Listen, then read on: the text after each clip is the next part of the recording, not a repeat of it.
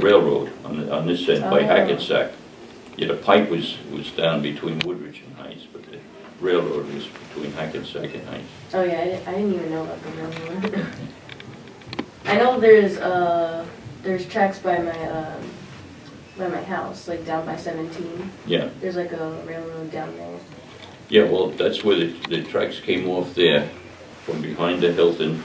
You know, they came down this way, like toward Hackensack, but then it swung this way, and the Hilton was in here.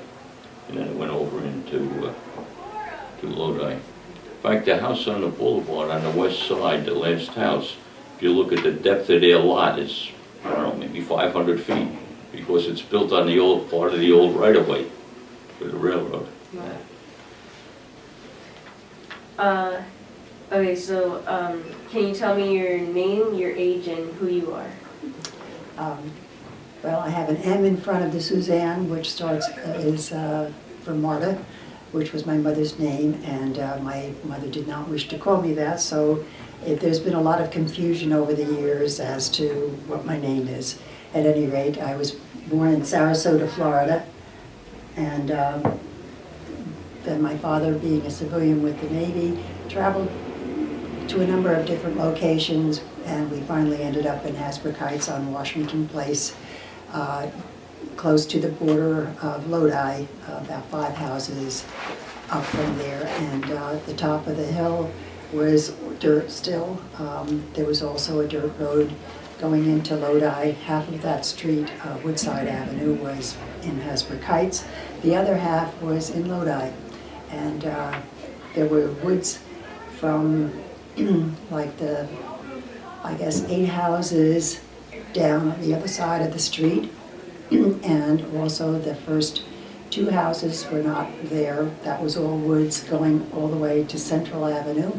And so we would pick berries. We would go and walk through the woods. There were boys in Lodi who would build forts on the piece of property in Lodi, which had like an orchard with a very ramshackle house, and then the rest of that was woods as well. So when they were not there, we would sometimes leave ominous notes saying beware and just fool around. We had really a very good childhood because we were outdoors playing a good part of the time, and would play in the yard, red light, green light, and giant steps, and be on the front stoop going up and down with playing school with the stone in the hand, and if you guessed it right, then you got to advance, and if you didn't, you had to stay where you were. The neighborhood children played together. Hilltop School was not down where it is now. It was an open field, so we would go down there and use that as a baseball field and play baseball. Our days were pretty much filled with school, and then doing chores at home, and going to church on Sunday morning. We belonged to the Reformed Church. What else can I tell you? Could you tell them how to spell your name? Oh, yes. It's not a C, it's an S. Yeah, it's Susanne, which of course is also added to some of the confusion. So, My name has an initial W before it, for William. It's my 2 grandfathers, William and Peter. Did you tell them when we met? No, well, I have to tell about having come here when I was 8 years old, so that I would go to Lincoln School, and coming home on Patterson Avenue at the corner of Patterson and the Boulevard, where the high school is now, there was a mound that came up, and then when you went over the mound, it was all bulrushes and open field and a brook running through there. So in order to get home from there, I would have to cross the brook, and occasionally I would miss my footing on the stone that would keep me going to the other side, and I would have wet shoes. But that's how we generally would go home from school, and then we would go up Oak Grove to Washington Place, and my best friend was at 111 Washington Place, and I was at 23, so she would go left and I would go right to home, because we would go home at lunchtime for our meal, and then walk back to school again. We did not have somebody driving us back and forth to school at all. We had to walk, which was good. And actually, when my mother and father were looking for a house, my husband's mother was selling their house on Raymond Street. So we did look at their house, and that was when my husband and I first met. He is 12 years older than I, so here I am, 8 years old with my pigtails across my head, a dorky little kid, and he tells everybody that he never looked at another girl after he saw me. Well, go figure, right? At any rate, Good story. we did not buy his mother's house. It was a little bit too expensive for us, so therefore we ended up on Washington Place, and that's where we lived. And so obviously he went to Euclid, which according to him is the better school, and I went to Lincoln. And we went to the same church, and so he actually saw me from that time on as I grew up and so forth. And at one point we did have like a little, I guess, fair, carnival, whatever you wanted to call it, and I was in charge of a dart throw with balloons, and he broke every single one of my balloons. But being a soft-hearted fellow, I gave her back all the prizes. So she could stay in business. Yeah, and I went through grammar school there, Lincoln, and then went to Franklin when I was in the 8th grade, and that was when it had become a junior high. So I was the first class to graduate from the Franklin Junior High, and then from there I went to the high school, and had a very nice experience. When we had our senior year, the fellow that I was dating, Norman Parker, and I got class couple. And I had a very good friend who's dated the girl, and they were like runners-up. But he used to tease me. He unfortunately passed away, but he used to tease me. He said, "I married the girl, you didn't marry him," so that he should have really had the opportunity to be class couple with what was his wife.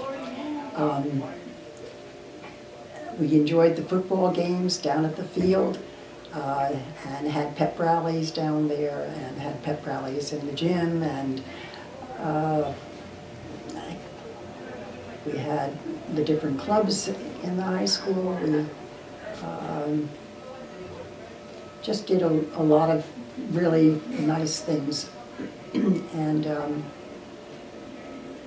then I've seen the changes too, with the municipal building moving from Hamilton Avenue to the location that it is now on the boulevard. The library was one of my favorite places on Division Avenue, where the Dyslexic Learning Center is right now. And I always enjoyed doing that. And when the Friends of the Library started, I became a member right away, and we used to have little carnivals and all kinds of fundraisers and so forth. And then eventually they needed a president, and I remained president for quite a long period of time because nobody wanted to do the job, and I didn't want the organization to disband. So anyway, it's still going, and Judy Masses just finished up, and now Mickey Masha is the present president, and I'm still active in that organization because I love books, and I love the library, and I love the whole atmosphere. I don't know what else I can tell you. Oh, I'll just ask one more question. So, how has it changed over those years? Well, it's totally built up now. I mean, years ago, as I told you, we had so much vacant land, and now all of it has been developed, and actually, I guess a lot of the areas they raise the house and then build a new one in its place. There are some cases where and in many cases, they've enlarged them considerably. I mean, what you, It's what was unreal.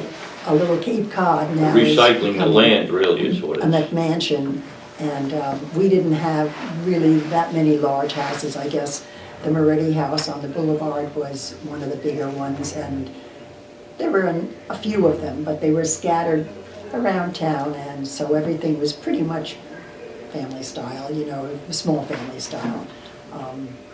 You know what I was just thinking? But It was after World War II, before Franklin Avenue cut through from the boulevard to Oak Grove. It only went up maybe about 3/4 of the way, and there was a little farm there. The fellow's name was Broom. And I used to go there, and he'd give me little pepper and tomato plants that I could take home and plant in our own garden. But he had a little place, and he had some chickens running around the yard. In fact, when I lived on Raymond Street, I used to wake up to a rooster. There was a chicken coop on the boulevard between Henry and Raymond. The house sort of in the middle there. There's an oversized garage if you look in the back. And it was Fred Schroeder lived there. In fact, the one daughter was my classmate, Ruth.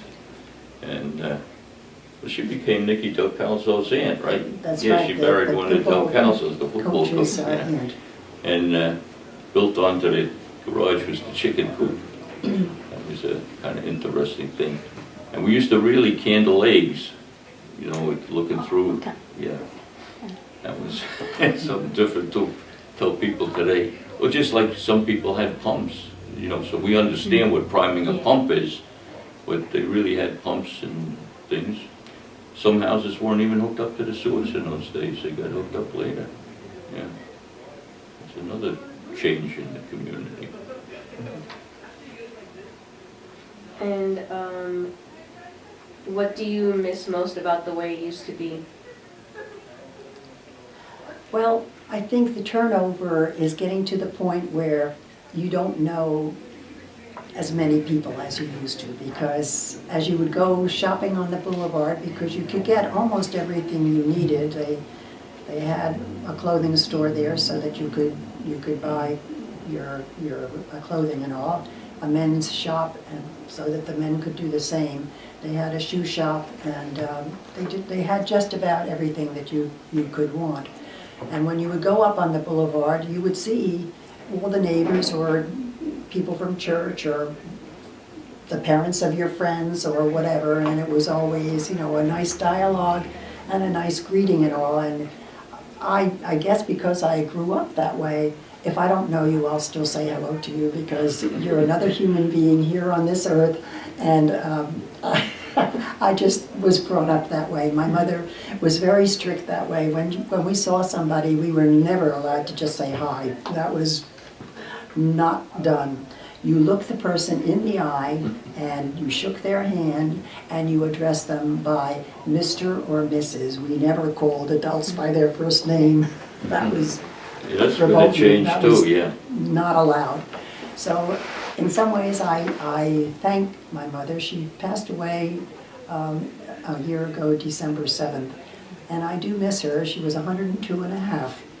But she and my father both were born in Switzerland, so they were not born in this country. My father emigrated first, and actually went to see his relatives in Switzerland when my mother was coming over to this country with a family from Belgium. They had fled there because of the Nazis and the Holocaust and all. They were a Jewish family, and she was like the nanny for the two boys, and my mother and father met on that ship coming over here, and of course eventually got married. So that I kind of miss having that more personal feeling that you know a lot more people. But obviously the new people are very nice too, so and what do they say, friends are just strangers that you haven't really engaged with or whatever. So in some ways I kind of look at it that way, as a new experience, and appreciate the diversity and the new people.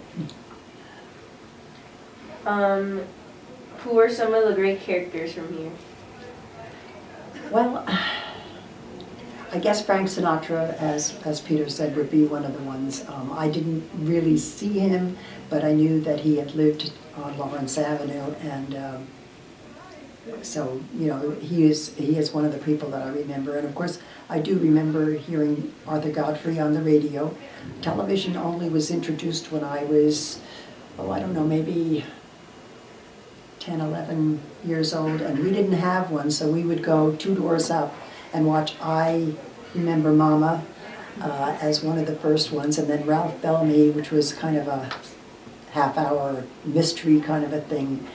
We could go up there and watch that hour of television up at that family's house because they happened to have a television. And the programming, of course, is very different nowadays, but they were fun, and we remember that well.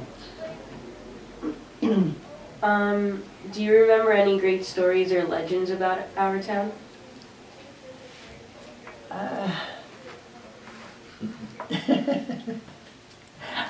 I know I saw that question before, and I think at that point I didn't think of any, and at this particular point I don't really know. I have a question. The house on Summit that Willie Moretti used to live in, Yeah, Summit Roosevelt. are there really tunnels, or were there tunnels?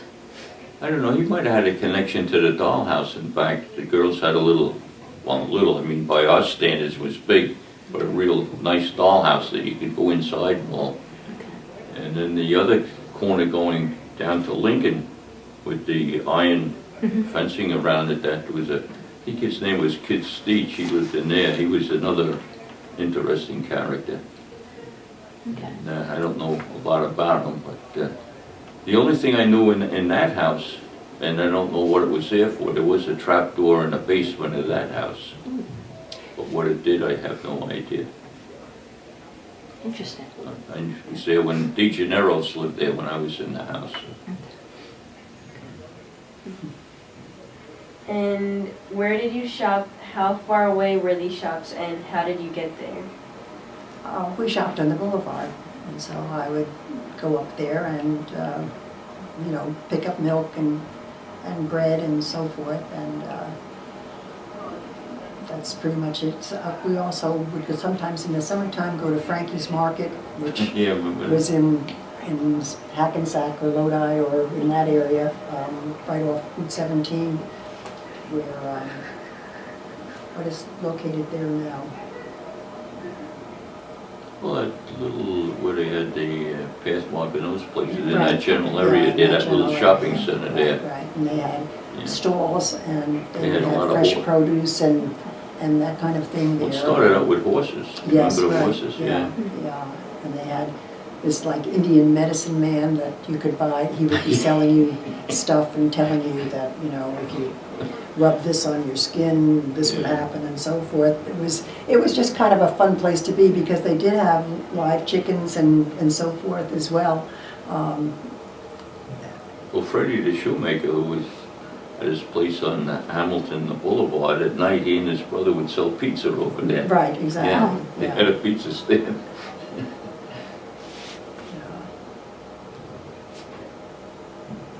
Any more questions, Kayla? I just wanted to say it's funny how you guys talk about like chickens and like roosters, because now like no one's allowed to have that here. Absolutely. I saw like one rooster, like I forgot what street it was, but someone had it in their backyard, and I was like freaked out because I've never seen one before. Yeah, that wasn't an unusual thing when we were youngsters. Well, the dairy cows, I guess, was still there in the early 50s on Passaic Avenue with Wussies, yeah. They were down there. And then the Jones brothers lived on Passaic Avenue. They had horses. And so did Sweemers. Sweemers had horses too. But I can remember riding up on a horse to my house on Raymond Street, tying a horse onto the clothes pole, and going in and have lunch, and then ride back down to the farms. Yeah. Yeah. You don't see Right. that Those anymore. In are fact, the kinds of things that you kind of miss because it was a lot more I have a casual. picture and that I found obviously- in my mother's things of the horse in Right. in the yard, yeah. With the congestion and the traffic and so forth, it was not that way, you know. I mean, obviously there were cars on the boulevard and all, but you didn't have to wait 5-10 minutes to get out of town and all. And I mean, like I said, even going to school, people just didn't use the cars like they use them now. So usually everybody walked, and so therefore you didn't have all that traffic and all. Oh, I know, it just came to me. Our 1945 team, that was my senior year in high school, because I graduated in 46. That was the first team that won the championship. And Vito Putignano kicked the field goal against North Arlington. We won that one 10-7. But we played that game, the first night game we played was at North Arlington. It was under temporary lights. And the Lions members who were at the game got the idea to put permanent lights in our athletic field here. That was the basis that it started, and they ran quite a few fundraisers, obviously, and actually did a lot of the physical work in putting in the poles and the original lights. But that's the background of how we got the lights.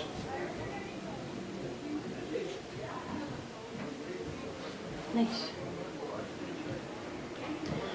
Well, would you mind coming back in the future for more questions, or I'm afraid of technology? You Sure. never know what may happen. Kayla knows technology and myself, we don't go together. Yeah. So. Well, But, we don't either. I so, mean, people but- will talk about, you know, how they're recording their programs and they're doing this, that, and the other thing, and, you know, not so much. Now, I'm a little worried. But Well, worst case scenario, I hope I'll probably Wouldn't mind think of seeing more you again. things, though. I'm a 60-year Okay. member of the Lions and Okay. 70-some-year member of the Reformed Church.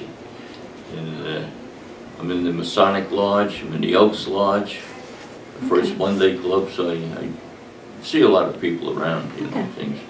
Oh, how about when they blew the windows out of your mother's porch when the Oh, plane yes. crashed? ooh, When that plane Yeah, crashed by we had a- Central Avenue, they were Oh, on okay. Washington plane Place. crash, yeah, and right next door to where my Burned, mother lived on burned a tree in your yard. Yes, it did. Yeah. And we had some damage on the porch, the glass windows. It blew them were- right out. Yeah, were damaged. That was sad. Yeah, it People was- were alive it and was, that yeah. burned it. Yeah. And of course, when I went to see my mother that day, I mean, we couldn't drive there because all the equipment, the fire equipment and everything was there, so it was rather scary. And at that time, my mother's was still up and around and walking, and so she went to the house across the street where Janice Keenan lived.